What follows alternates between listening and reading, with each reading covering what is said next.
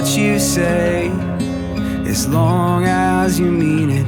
What's the point in wearing a face if you don't believe it? 'Cause honestly, it's best to be true to who you are than trying to be a version of something that you're not. Just close your eyes and let it all just wash away, and give it time. You don't have to change a thing. Soon you'll see that perfect is imaginary. You don't have the words to carry. Hey, just be yourself. Thank you for joining me today. I really appreciate it. I wanted to come onto the couch and just share my story with you. Brent's shared his story, and ours are very different, but still very important as part of the inspiration behind this channel. So I wanted to share with you my journey. And for those of you that were with me through my journey and through my platform that I had prior to COVID, thank you. Thank you for coming back. So this might seem a bit repetitive, but please know that if you've helped me along my journey, whether you helped me go for a walk or visited me or cooked dinner for me or took me out or helped me pick out something, whatever it was, please know that I hold a special place in my heart for our friendship, for that time.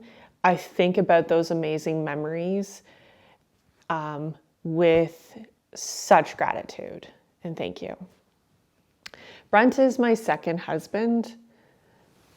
I was married before to a lovely man named Derek, and we were married for almost 9 years. So we were married in 2008, and in October of 2016, so my apologies, we were married for almost 8 years. It was October 5th of 2016. Derek had just turned 40, and 2 weeks later, we woke up and he had stroke-like symptoms. He wasn't feeling very good that morning. I thought it was just a general sickness. And unfortunately, I had to call 911 that day. The paramedics came in, took him to RVH, and we discovered that he had a stroke. He was airlifted to Toronto. And with that journey, I mean, in summing up, giving you Cole's Notes version for that 5 days, he had a stroke, which led to a bleed out, which led to a second stroke, and then series of strokes. And before I knew it, I had to make the decision to take him off life support. He was virtually gone. Mentally, he was gone. So what does that happen, or how does that happen? What does life look like when you are just living your life and going down this path, and all of a sudden the universe says, nope, you're supposed to be right over here and in 5 days? So the trauma with that, the trauma of being responsible for taking somebody's life, yes, it was science, and people have offered their thoughts or their experiences from it. It's still traumatizing to write your signature and knowing that you are responsible for that. Now, Derek had definitely said to me beforehand, and we had that responsible conversation. He said, anything less than 100%, I want you to pull it. I don't want to live. And that's completely fine. I totally respected him for it. So I already knew what was going on, but the logical and emotional of going through it is vastly different. So I spent the year healing. I spent the year searching and figuring out what life was going to be like after that. And little did I know, because we also wanted to donate organs, it came back. He had stage 4 pancreatic cancer, and we had no idea. Derek had a clean bill of health in August of 2016 from his family physician. And 6 weeks later, he was gone. So that following year in 2017, I took a lot of time for myself. I'm very grateful that I was able to take time for myself. And thank you to the community of Barrie and the people and the entrepreneurs of Barrie that helped me through that year. I will never forget that. I'm so grateful for the family and friends that I've had that have come and gone, that are no longer on my path, or still or they're still with me on the path. Whether or not you're Facebook friends or whatnot, I'm still very, very grateful for the people in the support system. And so I want to continue to share that with other people, that there is an amazing support system out there if you are widowed, or if you've experienced death and loss, whether it's quickly or not, or you've got that anticipatory grief happening due to family circumstance. You know, there are amazing resources out there for you. And that's what I wanted to share with you today. So fast forward a year and I'm working away and trying to rehabilitate my life. And that rehabilitation for me, I lost a lot mentally through that. And I didn't realize decision making became very difficult for me. You know, here I had to make the most important decision of my life and also Derek's life. And from that signature, it was very difficult for me to make a decision. And I remember panicking one night, calling up my friend and saying, I can't even make a decision of what to have for dinner. And she said, nope, come on over here. I'll just make you dinner. It's fine. But those things became very difficult for me. And I felt like my neurotransmitters were rethreading life in different ways. So, and I was having flashbacks and definitely sought out help. Many counselors. I definitely looked at all different avenues of healing and used that to help me get back on track. And I went back to school, got my Master of Education, and decided to just take the time, grateful for taking the time to figure out, what is life like now? What do I do?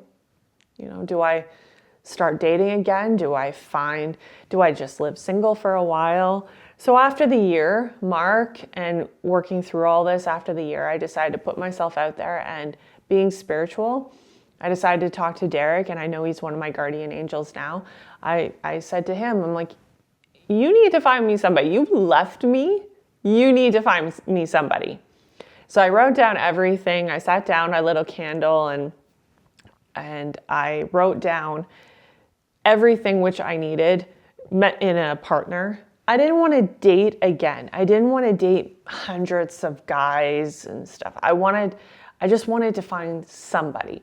So I wrote down mental, physical, spiritual, mental, physical, spiritual, emotional, educational, financial. I wrote down detail for detail exactly who I wanted to meet. 5 days later, Brent shows up and we swiped right or whatever. We were on that Bumble app. He lived a couple of kilometers away from me, and we met on November 5th, 2017. And it's been a ride. We've been together now for 8 years. Common law married for 5, and it's been an unbelievable journey where I know Derek is with us. I'm very grateful to be in a partnership where I feel I can openly talk about Derek and talk to Derek. It was something that I also shared with Brent on our first date. I said, I'm a widow. There's going to be baggage with that because I'm still healing from that trauma, still working through my own mental health on that. And he definitely respected that. Brent definitely respected that. Very grateful for it because it's not a divorce. Divorce is very different. I've never been through the divorce, but I always will love Derek. It's not like a chapter ended. It just happened so quickly. So what do you do afterwards? You know, but also know that Derek is not coming back. You know, so So there's lots of those little pieces that are part of a conversation now that I have with Brent. Continuing on with that. It's been 9 years since Derek has passed, and this past fall on the anniversary on October 5th, because I honor that October 5th. He technically passed away on October 11th, but October 5th is really what speaks to me in this every day. And I ran my first half marathon. So I've taken up long distance running to help me with my mental health, but to stay in shape. And I couldn't think of a better way of celebrating 9 years strong than running my first half marathon. So, and I'm very proud of that. And we'll continue on with my running journey. And I know Derek is there with me. So that was a lot. I welcome anybody who wants to share with me your story.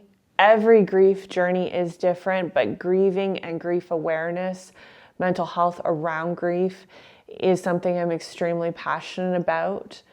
And I used a lot of things, a lot of tools I used through my grief journey that I would love to share with you. So one is actually, I'll share one piece today for you.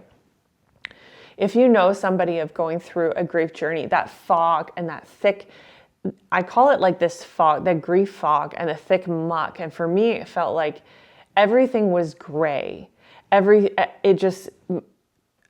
And I'm stumbling over my words now as I think back and have those flashbacks now. It just seemed that everything was made of ash and soot. It was like tasting like ash, or it just felt like I was walking through this mud or of ash, and just everything looked gray. There was no color. And that was part of the grief journey. So if you know anybody are experiencing that, one, please tell them that they're not alone. I know there's a lot of people that have felt that or have seen that. I used a tool, and it was journal writing. And I love journal writing. I had journals through this experience everywhere. I had one on my bedside table. At night, I had a journal in my car. I had a journal in my living room. I had a journal in the kitchen. Whenever I felt any sort of grief emotion or any type of emotion that was uncomfortable, considered uncomfortable, I started writing things down. Like, I can't believe you left me, or it was that anger. Why am I here? Why did this happen to me? Or I'm just so sad, I can't concentrate. Whatever was going on upstairs mentally, whatever words were coming out, I stopped what I was doing to write it down, getting it out into space, like into this space, not this space, just getting out into this space. I would wake up through the night and have insomnia, and I would just start writing just to get it out. Whatever thoughts I had, get it out. It seemed to help me move my grief emotions through the body in a nice, healthy way, never packing it down, but always just releasing it out.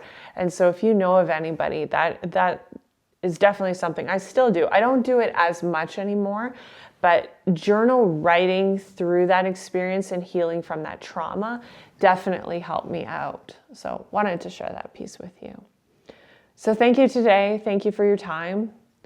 Thank you for allowing me to be in your space to share. I really appreciate it. Life is unbelievable. The twists and turns that have happened. And I'm forever grateful. I'm in a place where I'm very grateful that has happened in my life. I like to think of life differently now than what I did before. You know, when you were first to live life that you didn't really think that you were going to live. Like I didn't expect ever to be living up here on a lake, you know, teaching in the school board now. I never thought my life would twist and turn this way. Meeting somebody else, enjoying fishing, quadding, trying out new sports. You know, so grateful for that experience, because if it wasn't for that experience, I wouldn't be here today. And so I'm very grateful for that. So thank you. Thank you for listening. Gratitude helps me get through as well. Whenever I have a bad day, I practice my gratitude. it helps so much. And I've heard before, which I'm not a scientist, trust me on that one.